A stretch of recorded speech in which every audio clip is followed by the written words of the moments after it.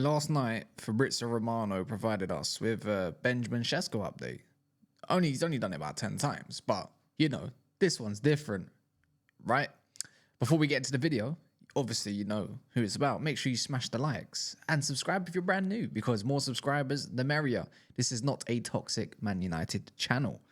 If you don't know the update, last night he said that Manchester United have a 50-50 chance, including Newcastle, to sign the likes of Benjamin Sesko.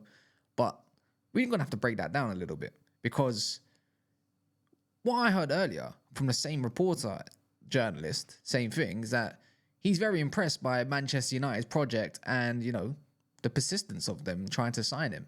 So, and we already know that Benjamin Sesko's ideal place of work is going to be at Old Trafford and not St James's Park. This is where I think Newcastle are a little bit scared that if we do come into the fold with a little bit of money, can we afford him is the bigger question. And we've already been told we're going to be waiting on sales. We need to do this, we need to do that. Well, Garnacho news came out. Garnacho to Chelsea, they still want him, barring the whole Xavi Simons stuff, but that remains a priority. The question again is, how long will Sesko wait around, and how long will RB Leipzig wait around? And the other one, the last final question is, how much is he going to cost? Now, these are all different questions that we don't know, but we are Manchester United. So if we do go into this transfer battle with the likes of Newcastle, who will proceed to go further with Leipzig to get a deal accepted, now, all we got to do is talk to the players' camp and tell them to wait, and I'm pretty sure he'll be a Manchester United player. Not many Manchester United fans are sold by the idea of getting someone that could do what Højlund done and pretty much not live up to expectations. But I'm starting to come around for him a little bit more. Different situations, different team, somewhat, and also the attributes that I find, could fare well at United. What I'm going to say with his attributes that we don't have is an option in the box for one, which we don't have because Højlund is not that good. If we're going to talk about Sesko's main attributes that I find that I'm liking, is not only his speed and how tall he is, it's about his jump and how good he's in the air. That is an option that we don't have, that we should attack, and ideally we need. Patrick Dorgu, Dalot with his overhit crosses, and whoever else is going to go wing back. Bruno Fernandes would have a field day with this one. Casemiro, when he does his first time, crosses from out of nowhere, could have a field day there too. I just think, again, I said in but yesterday's video that, it's all dependent on the price. If United can somehow get something around the 60 million mark or in Mbumo price, it's not that bad. Considering, Ekatike went for a similar price, I just don't feel like Leipzig are the ones to haggle with overall. It's going to be interesting to see how United wrap up these funds, but from what I was reading up, if United wanted to go into the credit facility, if they wish to go and do so, they still got about 90 million that they can go and use if deemed an emergency, you could call it, which is not exactly ideal considering the debt we have, which is around the 900 million to the 1 billion mark. Moving like Barcelona, moving like Brocolona. But we got to do something if we want to get over the line for next season. The questions are, is he going to replicate his form and more? Because Bundesliga, if you're going to translate Bundesliga goals to Premier League, it's not that great. But it's not like other players haven't exactly had success from the Bundesliga, like Bobby Firmino, Cunha, Marmoush of recent. There's been definitely strikers that have come over and have worked. We just don't see that at United. Is a young player like Sesko, who's 22 years of age, he's got a 23 in May. Is he going to develop the way he needs to develop? Are United fans going to be patient? They weren't patient with Højlund. The question is, I think yes. Why I'm going to say yes this time around, because I do believe United will have a much better core and a much better system and a much better way of playing the game going into next season. Do I think he's going to get chances? Again, yes. Because I do believe teams will want to bring it to United as much as possible. And in big games, Sesko seems to show up. He's showed up against Bayern Munich, scores against Dortmund. He definitely gets some major assists as well. It's not like he's just all about goals. And the way he's been deployed was more about the guy who got involved in play and the second striker to a Pender. So the way Leipzig used him was probably not favourable to what he would ideally want to do, which is run the channels, run in behind all day long and press. You know, as a second striker, you're more involved in the game. So in that kind of sense, can we get the best out of him? Is he the man?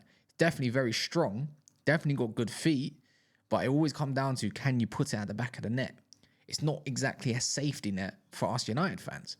Now, I do wonder what the talks are going to be this week, because I don't feel like all the decision has, been finalised yet of who United want to go for. I feel like there's more to this story than that meets the eye, but if it's going to be the one, go for it. I'm at this point now where it's nearly August. You know, it's 4 weeks until the Premier League starts. I would like a new front line. I want to know that I'm definitely getting some decent goals. You know, there's a lot of areas to improve in Sesko's game, but is Ruben Amorim the one that can coach that? And have United got the team and the squad to supply him with what he needs? You know, Bruno Fernandes, endless through balls. You know, Cunha as well, who does like to link up with the striker, and Sesko's not unknown to not have link up. You know, and again we have Mbeumo as well. Sesko can be selfish, but he can definitely be very selfless in the same breath. You know, so that's where I'm looking at. Ooh, maybe this could work, but again, it's not exactly a safety net.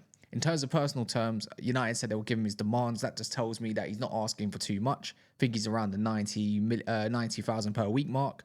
So stuff like that is not going to be, I don't think it's going to be an issue. Newcastle, on the other hand, it could be an issue. You know, they don't like paying players over the likes of 120 with your Isaacs and your Gordons. So if they're going to put him on something on the probably around the 130 mark, I'm going to say, if he was come United, then maybe that's a deal that they can definitely strike, because they are desperate.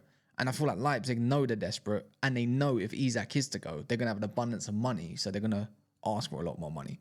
But it's all going to be down to Sesko, what he wants. And what he wants is Manchester United, without a shadow of a doubt. And I don't blame him. You know, when you're looking at players' income like Mbeumo and Cunha, you're probably going to think as a striker, oh, you know what, I'll take my chance with that. I quite fancy that. You know, going from what we had last year to this year, I expect a huge, major improvement. And you know what? I expect an impact. And maybe we can blow teams away by surprise. We'll see more as the preseason goes along to see what we've learned and to see if we've got any encouragement to support that idea. So yeah, if it's a 50-50, I do wonder what the next move is from United's playbook.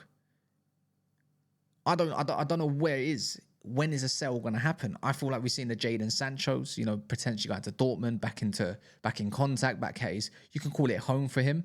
I feel like he would take somewhat of a pay cut. You know, United would definitely fund whatever they need to fund to get him out the door, because Juventus are playing, they're waiting for sales themselves. So this whole Garnacho thing, I'm sorry, but I've kind of sold myself the idea that we're going to have to wait until the end of the window for him to make a move, because it just makes sense for Chelsea, and it makes sense for him, you know, getting out of the door very easily. And Chelsea can definitely underhand United, knowing that there's a want-away player. Probably can get him for around 35 million, 30 million. Definitely get him for on a cheap. And I don't think Chelsea fans are going to exactly be annoyed by that. And the other one is, can we sell Anthony to Saudi? You know, we just come out as well that, you know, the team that Ivan Toney plays for wants to make it between 6 and 8 signings. So maybe that is the other team. Well, they play in green. So Anthony, you like green, don't you? Green and white. There you go. I think it's called Al Ittifaq or something like that. I'm not too sure. I could be absolute. Oh, Al Ali. It could be. I could be totally wrong. I think it is Al Ali.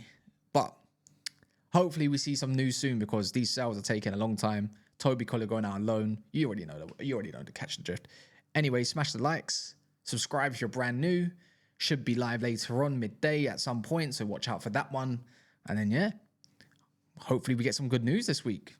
Maybe today.